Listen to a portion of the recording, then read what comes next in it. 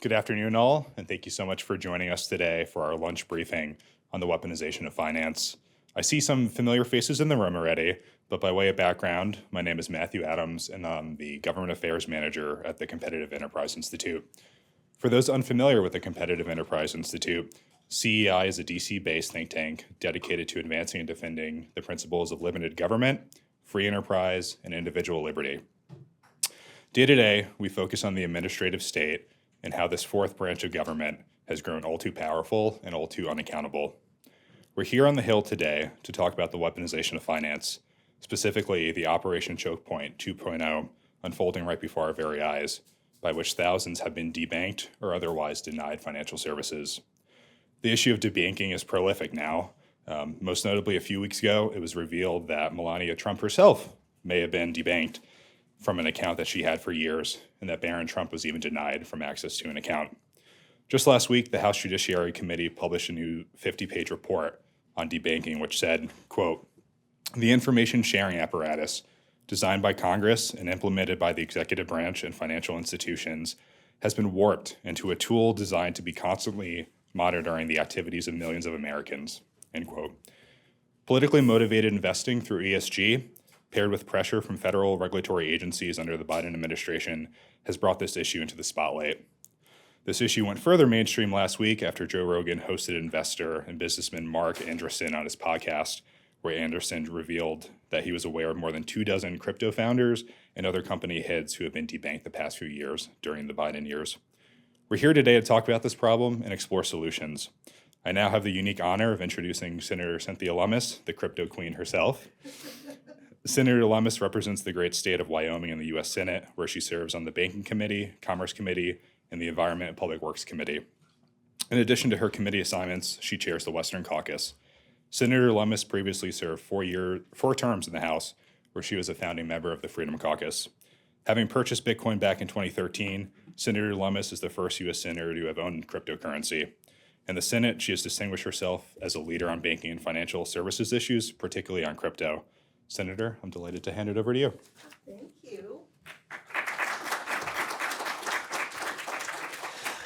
Well, I'm so happy to be here because this topic is extremely important and it's something we need to address early on in 2025. So those of you who've heard me speak before know I'm an off-the-cuff person. I rarely spend much time with prepared remarks, but that's not going to be the case today because my staff, consisting of Chris Land and Connor Brown, who are both here. Chris is over here, and Connor might be here somewhere. There's Connor in the back.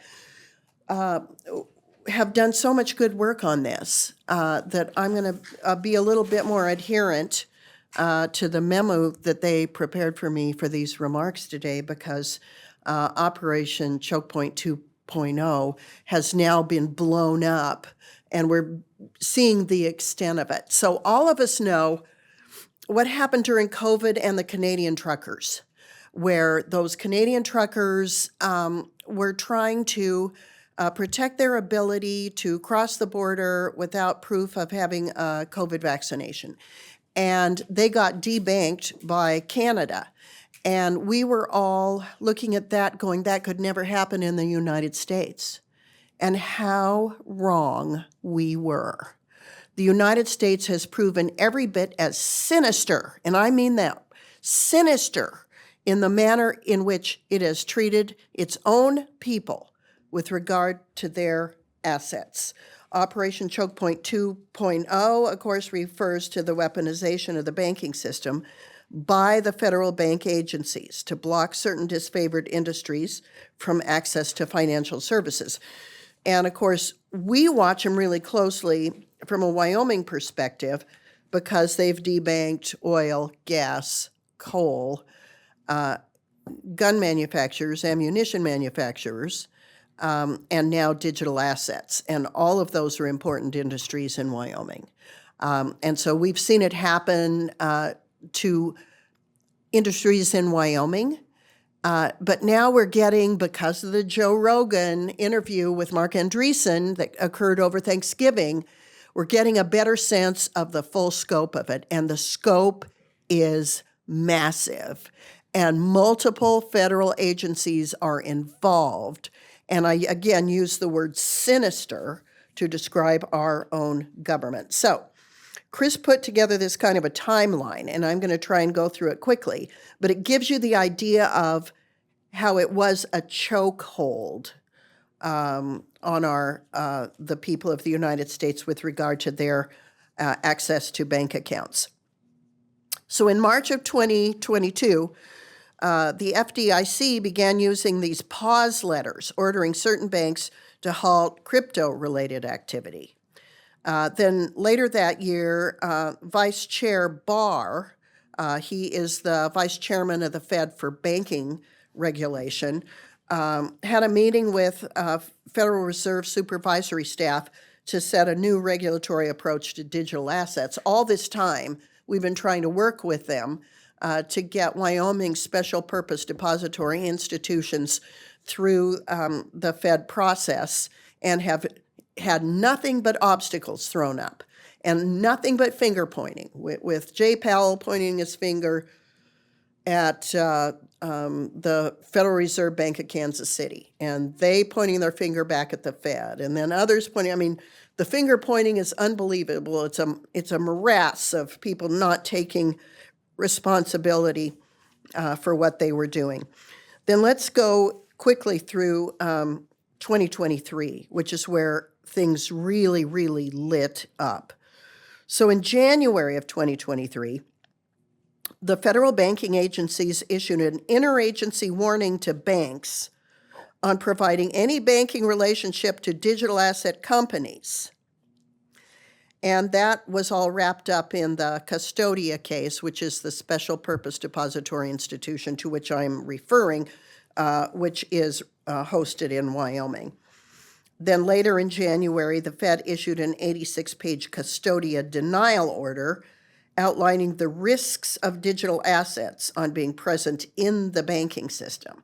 Now, all this time, they're also cultivating relationships with the American Banking Association, trying to convince them of how bad digital assets are and how careful they must be as banks in terms of protecting their own integrity and their own relationships with the Federal Reserve vice chair.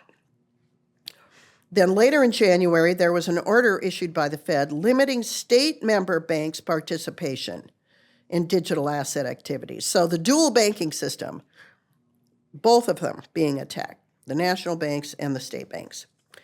Then the White House in January issued blog posts outlining the risk of the economy from digital assets. Then things really, really heated up in March of 2023. That was when Silvergate Bank, under regulatory pressure from the Fed, voluntarily announced liquidation.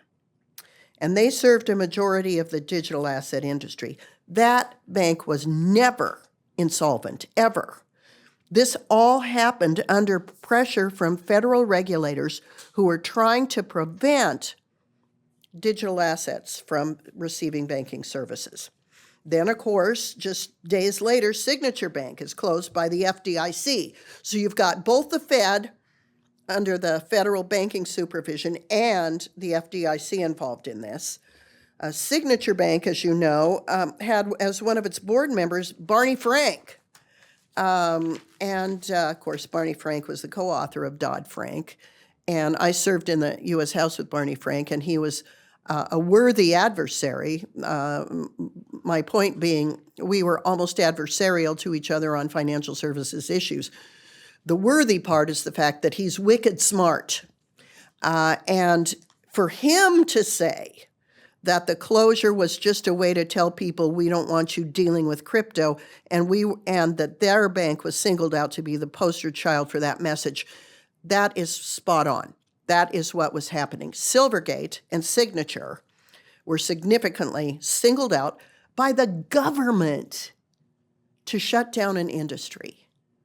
I mean, this sounds like something out of Atlas Shrugged. It just shocks me to death. Okay, so March of 2023. White House releases its annual economic report criticizing Bitcoin and digital assets.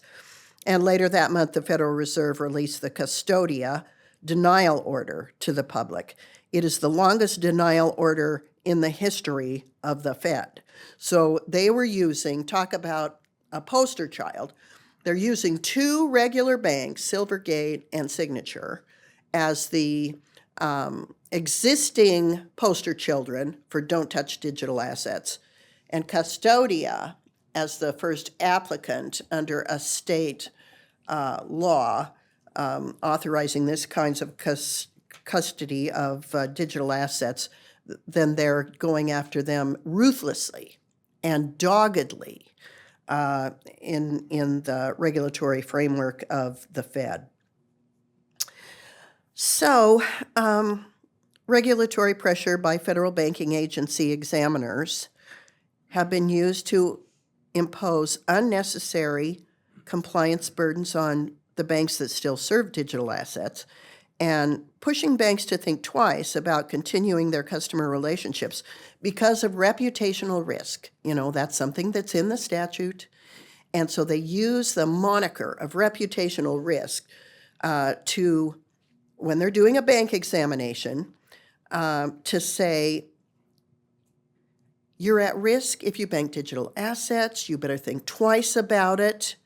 And here I am, your regulator, looking at you with the heavy hand of the government and your ability to do business in the banking industry, staring down at you saying this is an extraordinary risk, a complete abrogation of the intent of the law. So I supported the Safer Banking Act in the Banking Committee. And most people talk about it as a marijuana bill, so a marijuana businesses can be banked. My state doesn't allow any way, shape, or form of marijuana, whether it's recreational or medicinal. I'm not interested in that changing in Wyoming, but I am interested in oil, gas, coal, uranium, guns, ammunition, and digital assets being banked and not getting browbeat because of this reputational risk language. And so Section 10 of the Safer Banking Act would end the use of reputational risk in account opening and closing decisions and basically make Operation Choke Point 2.0 illegal moving forward. So that would be great. I hope it passes. Chuck Schumer's been looking for a way to get it done before the end of this calendar year. Chris, is he making any progress? Not at the current time. Okay, well, hopefully he will find a way to get that bill done before the end of this calendar year. But certainly, if the calendar turns on January and the Trump administration takes over, we absolutely have to say adios to the people who have illegally sought to weaponize the banking system against the digital asset industry and other industries. So thankfully, Marty Greenberg, who is just, I hate to say this about someone, because I'm one of those people who likes to put the best construction on everyone and everything, but Marty Greenberg is just a bad person. And he has announced that he will resign from the FDIC in January, which is a very, very good thing. And then Michael Barr's got to go. He is the vice chair at the Fed for bank supervision. He either has to resign immediately or be fired by President Trump. And I think President Trump has the legal authority to remove him as vice chair. So let's see what happens in the afternoon of January 20th or the hours thereafter. Michael Barr's conduct is inexcusable. In fact, his conduct is misconduct. It's an example of a Federal Reserve that is unaccountable, even to Congress. We can't FOIA them. We have no control over them. When Pat Toomey was still here as chair of the Banking Committee when the Republicans were in control last time, the frustration of trying to get information that should be attainable by Congress out of the Fed. I'm talking about banking regulation, not monetary policy. I get it, why Congress shouldn't be mucking around politically with monetary policy. But when it comes to bank supervision, that's a whole different kettle of fish. And we should be able to use FOIA requests to get into the Fed and figure out what's going on with banking supervision. So banks like Silvergate can't get muzzled and declared insolvent and unworthy and ill-managed with reputational risks for the people who were managing the bank when it was managed perfectly, properly, and it was solvent. So their reputations are sullied, and it was all due to run-amok regulators who were engaged in government misconduct. So next then, we need to make sure Operation Choke Point 2.0 never happens again. So Section 10 of the Safer Banking Act does need to become law, whether it's this month or hereafter. It would also ensure that detailed notice is provided when a customer's account is closed, so the basis for the denial can be challenged. I mean, the poor guy that was running Silvergate Bank came before the banking committee and wasn't able to answer our questions because he was muzzled by the regulators, thereby cutting off any due process rights that he would have had or should have had out of fear of being permanently debanked by a run-amok bunch of bureaucrats that we can't even identify. This whole choke point stuff is so serious that the fact that that kind of thing is permeating our government, the United States government, has got to stop. We also need to investigate Operation Choke Point 2.0 in the next year. And so when Tim Scott takes over the Banking Committee in the Senate, that's going to happen. We're going to have hearings. We're going to have people like Silvergate come in and tell the story. Because thank goodness Mark Andreessen went on Joe Rogan and sort of opened up the floodgates to people to make them feel comfortable talking about what happened to them without fear of retribution. And of course, they never would have come forward if President Trump had not been reelected. So thank goodness this is a saving grace for the ability of Americans to participate in our own banking system, which was created by us and for us, but is being used against us by our own government. It's shocking. We must ensure that our financial system can never again be weaponized against Americans and ensure all legal businesses have access to bank accounts. And I don't care whether it's Melania Trump or Barron Trump or my grandson or the poorest person on the planet. You got to be able to have a bank account if you're going to do business. If you're going to make payroll, if you're going to hire people, you've got to have a bank account. And all they're doing is driving the digital asset industry to run completely independent of the U.S. banking industry. And that wouldn't be the worst thing, considering how badly the U.S. banking industry, in cahoots with our federal government at the Federal Reserve, has been acting. But that said, we ought to have a way to coexist so people can have private property, independent wallets that the government can't surveil, and yet have access to a traditional fiat dollar for those who feel more comfortable there. So that's my 2 cents worth. As you can tell, I feel pretty strongly about this stuff. So does Tim Scott.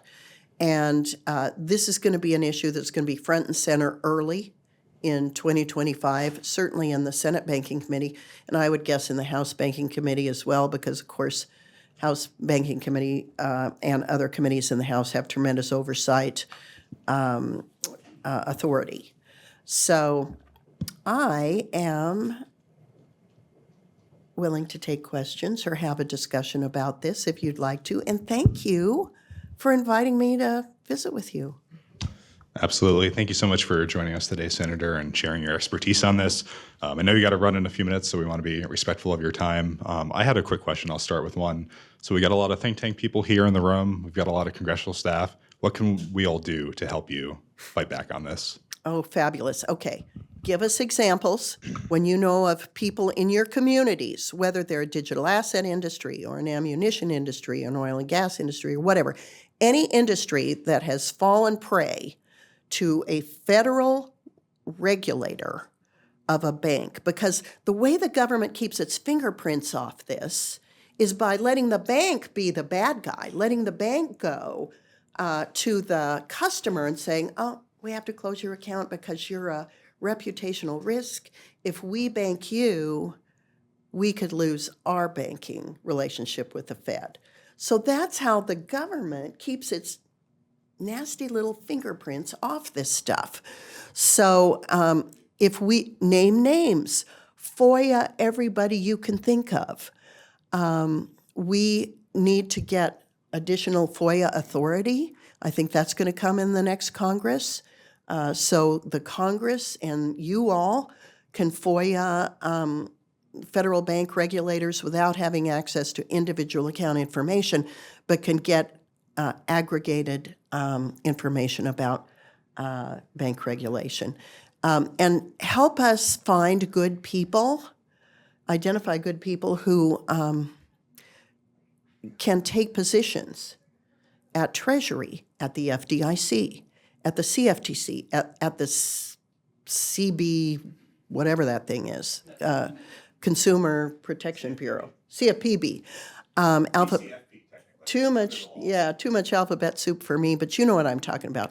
We need good people to help these secretaries. And give us names, and we'll forward them on. We know that Elizabeth Warren has been extremely effective at placing her people. I call them her minions. That's kind of a pejorative, but her people at the Fed, at the OCC, elsewhere in Treasury, in the White House, and together they have put together a tangled web that has come up with these sinister choke points. We have to find people to counter that, so please give us names of good people who are willing to go into this administration and help ferret out the cancer that is inside these agencies. Got it. We're on it, and if any of y'all have ideas, I'm happy to take those and forward that on to her office. Senator, thank you so much for your time today. We appreciate all your leadership on this.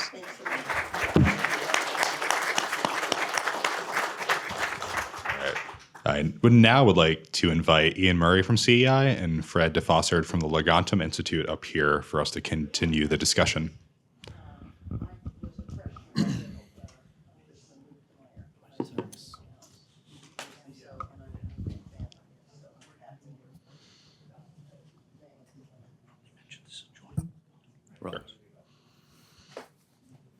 All right, so I'm going to go ahead and hand it over to Fred now to talk about how things are shaping up in the UK on this issue, since they're having a very similar experience, perhaps even worse. We will see. Thank you very much for inviting me to talk today. This is a wonderfully well-timed event, as the Senator's excellent talk mentioned. The comments from Mark Andreessen have really blown the Overton window wide open. I'm here today to give a little bit of a British perspective on the situation, reflect on what the Senator said, and show how the situation in the UK is quite similar, but with our own different characteristics. By way of introduction, I'm Director of Strategy at the Legatum Institute, which is a conservative, philosophically but not aligned to the party, think tank based in London. We're advancing the sort of long-term intellectual, practical and moral renewal of British conservatism. I'm sure everyone in the room will agree that British conservatism certainly needs such a renewal, and we're in hopefully a good position to do that thanks to events like this and collaborating with Iain and CEI. The senators' talk really justified calling this event the Financial Weaponization Summit. It is quite a different state of affairs in the UK. There's some real problems, but the way in which he was talking about the political prosecution done by regulatory agencies was extraordinary and is absolutely horrifying, considering how authoritarian and capricious the state of a supposedly free country can be. Now, to Britain. You will have probably seen that the UK is having a bit of a bad time on freedom of expression at the moment. People have been arrested for tweets, Conservatives have been debanked, and Conservative media is being prosecuted by regulators which are unaccountable to democracy. We have a huge left-wing majority in Parliament, but even when we didn't, the Conservatives weren't particularly good in office when they had a majority themselves. The party presided over a bloat of the regulatory state and a total explosion of the ESG, DEI, woke capitalist culture which the Conservative Party is supposed to stand against. Today, the UK has possibly the highest proportion of people working in human resources, diversity, and the associated compliance roles of that type. Private enterprise has basically become an arm of the state in Britain, with even more people employed at the behest of regulatory diktat rather than being employed to improve the bottom line of their businesses. ESG and DEI essentially dictate enterprise and where it can invest. And it is this context where the debanking scandal first emerged in the United Kingdom. Two high-profile cases are worth particular study for how they took place, how the British political class responded to them, and what they show about the policy and political aspects of debanking. In 2022, Toby Young, who is the founder of the Free Speech Union and the Daily Skeptic, had all of his organisation's accounts withdrawn from PayPal because he allegedly was responsible for publishing misinformation about vaccines and the pandemic. The misinformation industrial complex, as I'm sure you know in this room, has become a political operation in its own right, and not just in the UK and beyond. And since the pandemic, it has become the sort of new version of fake news or alternative facts, which he used to talk about. And it's a category which and in reality, these sorts of alternative facts are better thought of as inconvenient truths or dissident information. PayPal did not like the fact that Toby Young's organisations were sceptical about lockdown, so therefore his banking services were revoked. And how did the Tory party respond? With quite a mixed report card, I hate to say. Many Conservatives were actually content to see someone they thought of as a bit of a troublemaker like Toby Young have a slap on the wrist by a regulator and they could just forget about it and let it slide. However, some, notably Sir Jacob Rees-Mogg, who was then Secretary of State for Business, for disclosure, my former boss, I was working for him at the time, and Andrew Griffith, a minister in the Treasury, saw the bigger picture, that PayPal removing its services from the Free Speech Union and Daily Skeptic was an attack on free expression and also an attack on conservative thought. These two ministers endeavoured to fix it. A year later came the real bomb, and I suppose this is the British version of the Mark Andreessen moment. It was when the private bank Coots debanked Nigel Farage. After an investigation, it was found that he was not debanked just because he was a so-called politically exposed person or didn't have enough money to warrant a private bank account as the boss of the bank actually claims. It turned out he was debanked because the bank explicitly objected to his political views and values. And Nigel Farage was able to get hold of this information by doing something called a subject access request, which is a quirk of British data protection law where you can request information about yourself and institution held. We all have a right to do it, but it requires a bit of time, a bit of money, and a bit of bandwidth to do it, but it was an incredibly useful tool.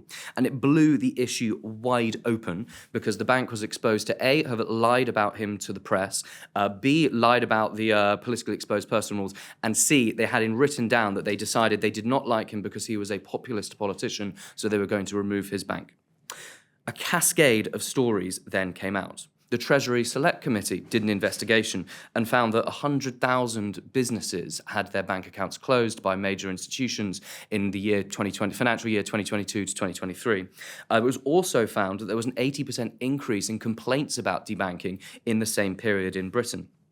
A vicar, for example, was debanked because he privately criticised his bank or building society's DEI policies. And when I say privately criticised, they emailed him with a customer survey and said, "How are we doing?" And he replied, "You're doing okay. I'd rather you spent more time looking after my money than covering your website and the rainbow flag." 2 weeks later, they sent him a check with his deposits and told him never to bank with them ever again.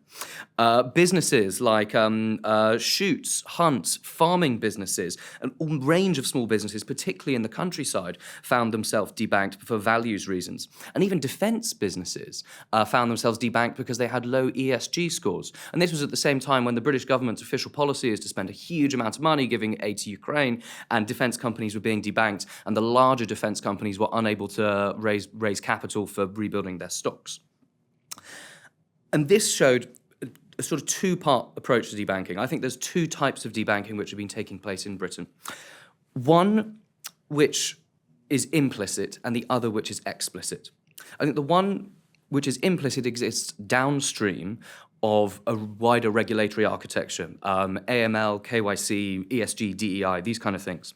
And it means that the risk aversion of an ordinary bank manager means it's just easier to cancel a bank account or not offer it in the first place. And this includes cases like staffers for MPs in Britain who had their bank accounts terminated, were unable to open new bank accounts because apparently a 25-year-old who writes letters for an MP is at risk of blackmail by China. So therefore we definitely can't have him having a bank account, so therefore no bank account.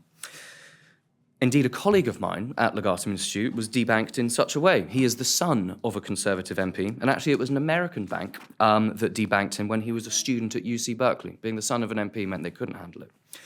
This is also the sort of implicit debanking, I think, which has caught out the smaller defence companies because they had an ESG score which was coming down.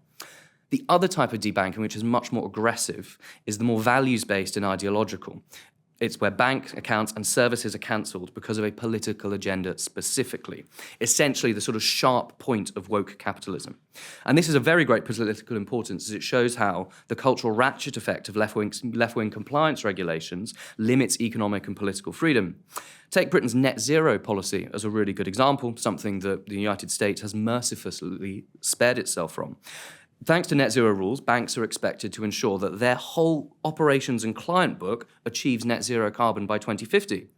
In reality, that means some people will be debanked because their business might have consume too much energy. It also means that you might not be able to buy a house or sell your house if your house isn't sufficiently energy if it's too leaky with energy and isn't energy efficient enough. And Britain has very old buildings, as you probably know, with lots of single glazed windows. This means that lots of people will literally not be able to sell their homes and will not be able to get a mortgage. It is an extraordinary development. And I think Nigel Farage, curiously, in the sort of unique way he is, he's been bitten by both of these types of debanking, both the politically exposed person risk rules and then the explicit political persecution. So where have we ended up in Britain? After the Farage scandal broke and the PayPal one before that, legislation was prepared and tabled. A few hands and brains from our think tank were involved in that, which I'm very proud to say. And the Conservatives, while they were still in office, seemed like they were inclined to support it against the advice of their civil servants and whatever, but they were just about to do it. A statutory instrument was even written and said this is going to be tabled in the summer of 2024, and this will stop debanking. It will provide greater transparency, it will greater notice periods, and the ability to appeal. However, the Conservative Party then called a general election, which it lost very, very badly and didn't table the statutory instrument in time. So we've not had the law. It has been written, but it has not been tabled. And I suppose that's what brings me to Capitol Hill today. Legatum Institute is following in the footsteps of CEI by fighting debanking in Britain, preparing policy and legislation, and hopefully building a movement and a chorus of those debanked, not just from dissidents and political activists, but people one would consider the backbone of Britain. And we will be preparing a multi-year long campaign of regulatory reform, media campaigning, and further steps, if necessary, in the litigation world in the fight for economic liberty. Free speech has become a top-tier political issue in Britain, and it looks likely to stay on the top of the agenda for quite some time, alongside things like immigration and net zero as possibly the most dangerous three threats to British prosperity. The stakes at the American election last month could not have been higher, and indeed, had the result gone the other way, I would say that those three portents of doom would be the greatest challenges facing you as well. While our electoral cycles are slightly out of sync, I believe the problems our two nations face are more similar than they are different, and I hope this is the start of a long-lasting and fruitful addition to the special relationship that is conservative hands across the Atlantic in the pursuit of economic liberty and freedom. Thank you very much.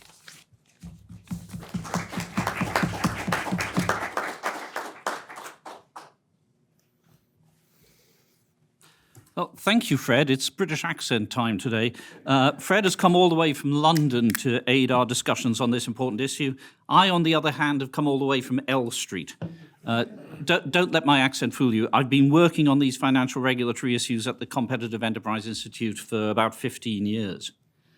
Because at heart, debanking is a financial regulatory issue. It's been that way ever since the 1970s, when law enforcement foolishly decided that in order to put a stop to money laundering and the financing of terrorism, it had to deputize the banks with know your customer rules.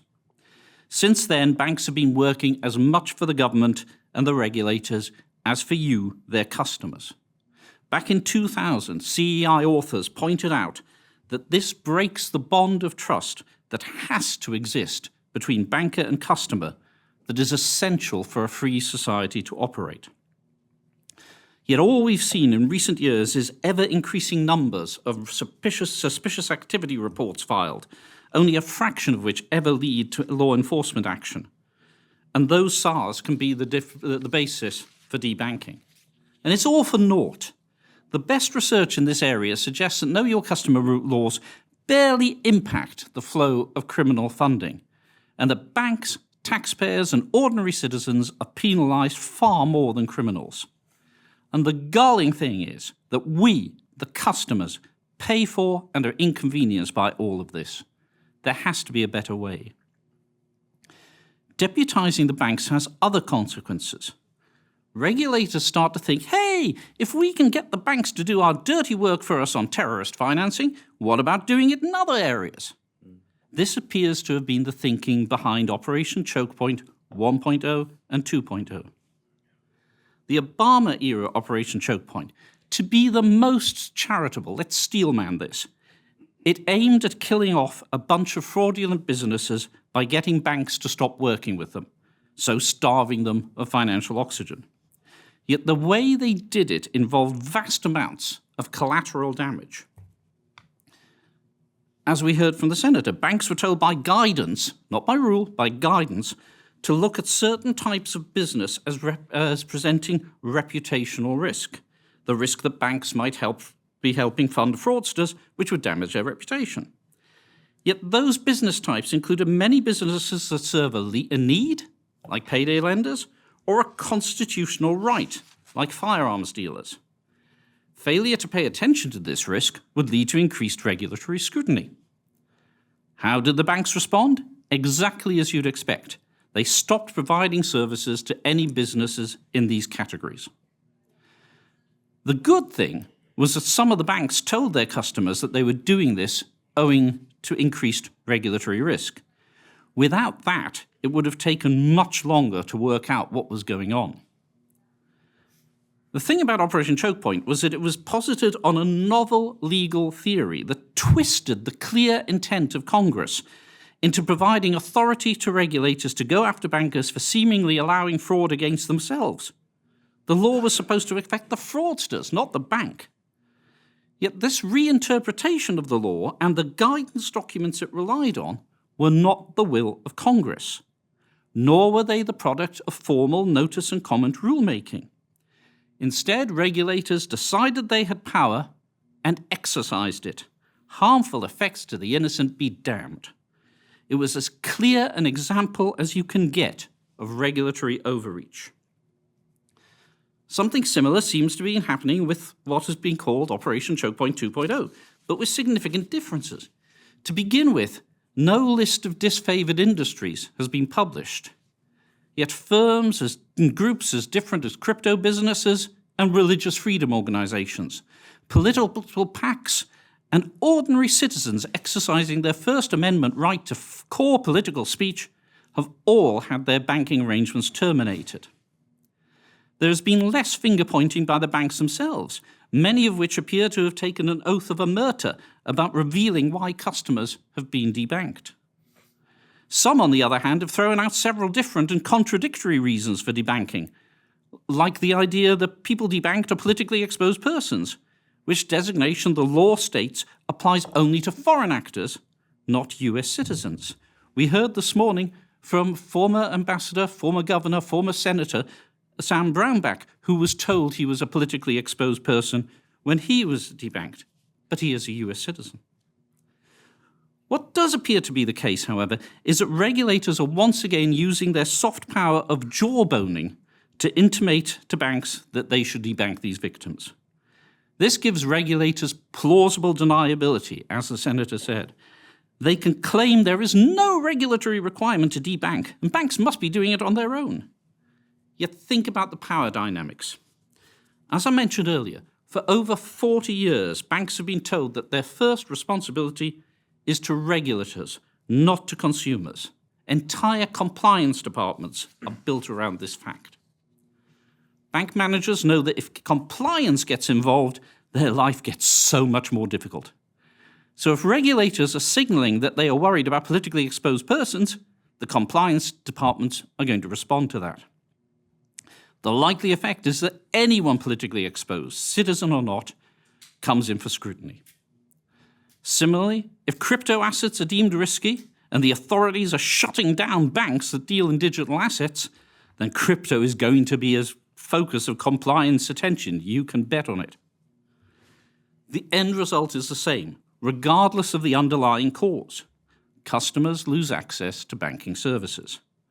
Bankers breathe a sigh of relief, and regulators are seemingly happy. Of course, the customer is left helpless.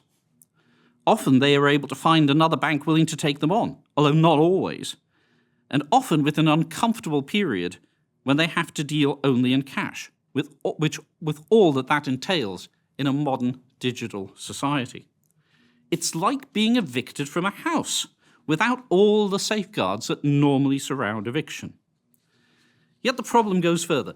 That power relationship between regulator and bank can lead to absurd situations. Now, whatever you may think of what happened on January 6th, there are troubling signs in how regulators and banks reacted afterwards. Regulators asked banks to monitor customer transactions for an appallingly wide variety of activities tenuously linked to domestic extremism. Purchase of books, including religious texts, or transactions with Bass Pro Shops were among the things banks were asked to look for. Some banks went further. Bank of America, without being asked, told law enforcement about all of its customers from outside the area who had transactions in DC that day. This should worry everyone. Because here's the thing. President Trump ended Operation Choke Point 1.0, but the model remained. And that's why Choke Point 2.0 was possible, this time without the paper trails. The model must be stopped. Crypto journalist Nick Carter points out that the model could be used by an unscrupulous conservative administration that has no regard for the rule of law, but wanted to punish its enemies. It could use them against abortion and gender transition clinics, progressive NGOs, universities, or left-leaning press outlets. So there are various things that can be done to stop this model.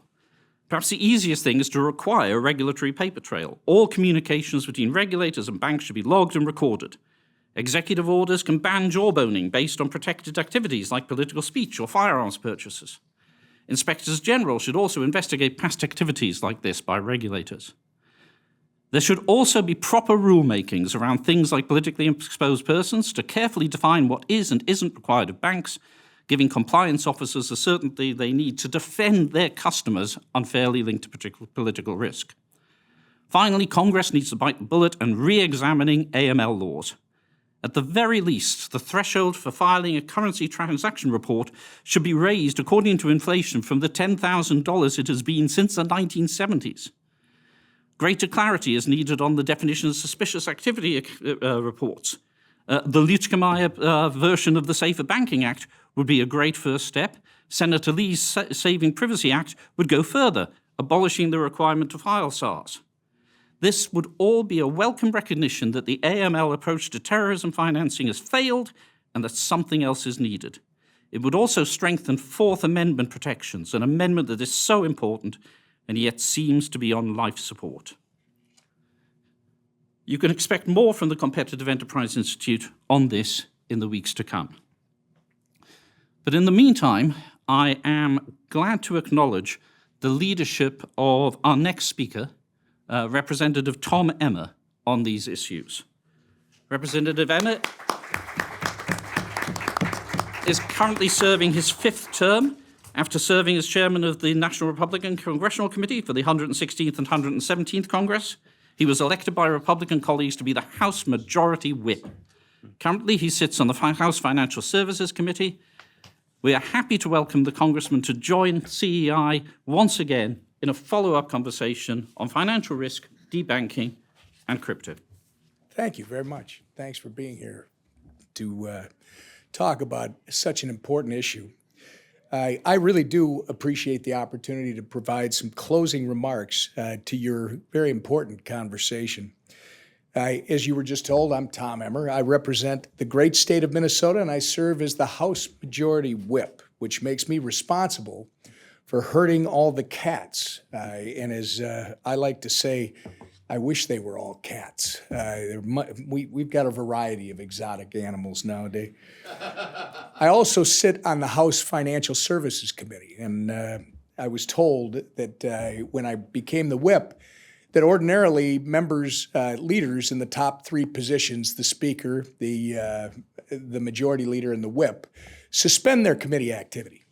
But this committee is way too important to this country and, frankly, to our freedom. So I stayed on the committee, and it was really rewarding because it's been a good year. It's been a good year from advancing policy that may not become law this year, but now people can see, hopefully, what's coming. The financial services industry is so important to me because I believe it actually defines our freedom in this country. And the Biden administration has weaponized this sector against the American people. Thankfully, that's soon going to come to an end. It began once our friend, he's not our friend, Gary Gensler, Rohit Chopra, and Marty Gruenberg ascended to office and plotted to destroy the digital asset innovation in the United States. And that is what they did. With Gruenberg at the helm, the FTC deployed a strategy to shut crypto innovators out of our banking system, effectively killing this important innovation that we need to happen right here in the United States. Then a certain senator from Massachusetts, who shall not be named, launched an attack against the remaining crypto-friendly banks in California, encouraging bank runs that ultimately led to the bank crisis of 2023. And last week, we learned that the FBI has been weaponizing suspicious activity reports to circumvent the Bank Secrecy Act. The whole reason that we have this stuff is so that you and I were supposed to be innocent until proven guilty. And our government is not supposed to run roughshod and go have access to everything that we have. If they have probable cause, they go to a court and they get a warrant. But the FBI doesn't want to do business that way. The FBI has become something much different, especially under the Biden administration. When you let the government access Americans' private data, there is no end. I mean, that's what they're trying to do, is they want to access all of our private data. And because of this behavior and posture from our regulators, as you were just discussing when I came in, over the past 4 years, it's become frighteningly difficult for companies to get off the ground, access capital, and spur American innovation. In fact, this un-American regulatory behavior has only made the case for crypto all the more clear. We are turning over a new page, not to steal a line from the Minnesota governor who, well, we won't go into that. We're going to turn a new page. President Trump has received a mandate from the American people, and congressional Republicans are going to help follow through on that. We're going to work with the Judiciary Committee to further investigate the FBI's abuse of power, and the Financial Services Committee will cast sunlight on the Biden administration's ploy to debank innocent Americans and their businesses. President Trump has promised to end Operation Choke Point 2.0, and we're going to help him make that happen. Again, thanks for taking time out of your lives to come and get together like this and have this discussion. We're just beginning. The future is incredibly bright. Yeah, we can still screw it up, but I don't think we are. You know, I think it was Winston Churchill who once said, the Americans will always make the right decision after exhausting everything else. So Well, we're going to get this done, and I'm really proud of the fact that President Trump is a president that is looking at this innovation for what it is. It can grow our economy like nothing has since the internet first started in the 90s. This is something that we have to make sure happens here. And you and me, we got to protect our privacy and the privacy of every single person in this country. The government is not going to be allowed to be a surveillance state with Donald Trump in office and Republicans controlling the House and the Senate. And with that, I was told that you wanted to do some question and answer. I'm happy to do whatever. Anything's fair game, too. I don't know if you've noticed. Fantastic. Well, thank you so much for joining us today, Congressman. Really appreciate it. So Senator Lummis was in the room a little while ago talking to us about these issues. And the first question I asked her was, we've got a lot of think tank people in the room, a lot of congressional staff. What can we do to help you fight this battle? Well, first off, Cynthia Lummis is just she's a superstar. Glad that she came over and shared some thoughts with you. What I would say to all of you that are the think tanks, educate, educate, educate. I started doing this 9 years ago, roughly. I read one book, The Age of Cryptocurrency, because I had a Minnesota kid who was doing my legislative, some of it, he was just beginning. He ended up being my legislative director, and he's now working out in the industry. But he gave me this one book, which, you give me a book, I'm going to read it. I did tell him, I'm in Congress. The next book you give me better have some pictures in it because we need pictures. But The Age of Cryptocurrency, lit a fuse that it's not the world I grew up in, right? My world is, paper in between your fingers. It's two-dimensional. It's very, your world is so abstract. You process information differently, and it's exciting to see because crypto is actually accelerating, facilitating the next generation of the web. What you can do for us is what we've tried to do over the last 9 years. We've tried to bring members along. I give you a great example. Nobody really cared about this in the Senate except for Cynthia Lummis and one other person way back. Gillibrand jumped on board after what happened in, I think it was 19, when they passed the infrastructure bill and they put this misguided tax on miners and developers in the bill. Because they figured out in the Senate, oh my goodness, this industry has money. They should be part of the solution. Well, for the first time ever, if I remember right, back in August, September of that year when this was happening, the senators were getting 30,000 contacts a day, emails, phone calls from people that are connected to crypto saying, don't do this. It woke up a lot of people, which was that was the first step. But now it's just education and the central bank digital currency prohibition. If you go back, I started working on this 4, 5, 6 years ago because I saw that this is the biggest risk to my personal and by the way, they also put a red flag up when they tried to include a provision which we found, and Lizzie's got to remind me of the bill, but they tried to put a provision in that would require all of our banks, credit unions, banks, whatever that we do business with, to report cumulative transactions of $10,000 or more a month, right? Well, that's pretty much everything. So they showed you where they were going. Well, when we started, we had Republicans who were actually pushing a central bank digital currency, making an argument that the Chinese are way ahead of us. And it's like, why do you want to catch up with the Communist Party of China?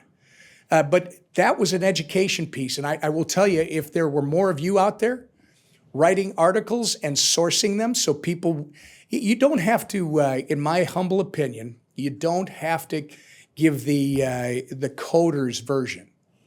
You can give a crypto for dummies version. You can put it out there and explain, here's the concept.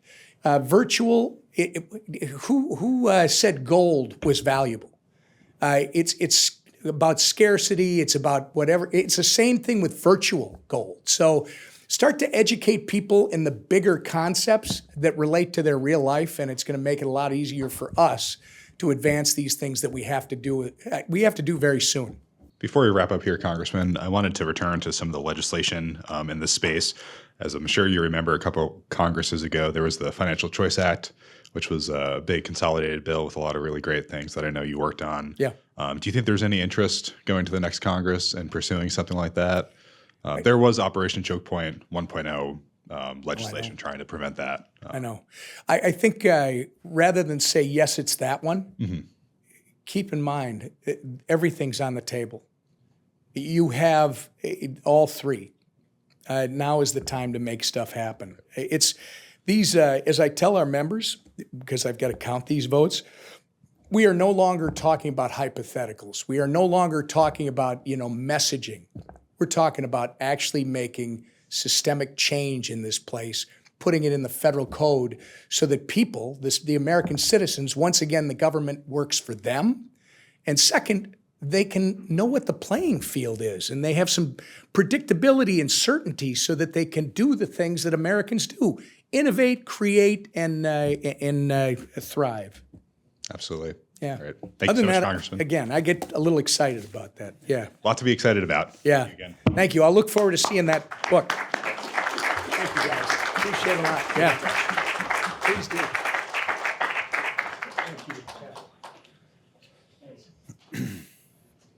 So with that, we're coming up on time, so I'll just take a few minutes here to wrap up before we let you all go. Firstly, I want to express my deepest thanks to Senator Lummis and Congressman Emmer for their time today. Their expertise and leadership on these issues is greatly appreciated, noticed, and absolutely crucial for us to battle these issues and try to stop debanking and the weaponization of finance, and to help rein in these unaccountable agencies. I'd also like to thank the Legatum Institute and Fred for partnering with us on this fantastic event. We really could not have done it without your guys' support. I also want to thank all the staff for Senator Lummis and Congressman Emmer for helping this become a reality today. And I also want to thank all of the great team members here at CEI who helped us come together as well. And most importantly, I want to thank all of you for joining us today. Ultimately, we can't fight this battle alone. A few think tanks and a couple champions in Congress is not enough to stop debanking and these related issues. And I look forward to working with all of you in the next Congress to help advance reform and change. The Competitive Enterprise Institute has an ambitious events agenda planned for 2025, so be on the lookout for future invites to Hill briefings and other events like this. Of note, we're going to be launching a regulatory reform boot camp this summer, which is going to aim to train staff on these issues, help all of you get up to speed on APA and all the different regulatory reform pieces that we're expecting to move. So if you're interested in that, feel free to come up to me after and we'll make sure we get you on our list there. To get into contact with us, you can email governmentaffairs@outreach@cei.org. With that, I'll let you guys go ahead and get on with your day. So thank you all again for joining us.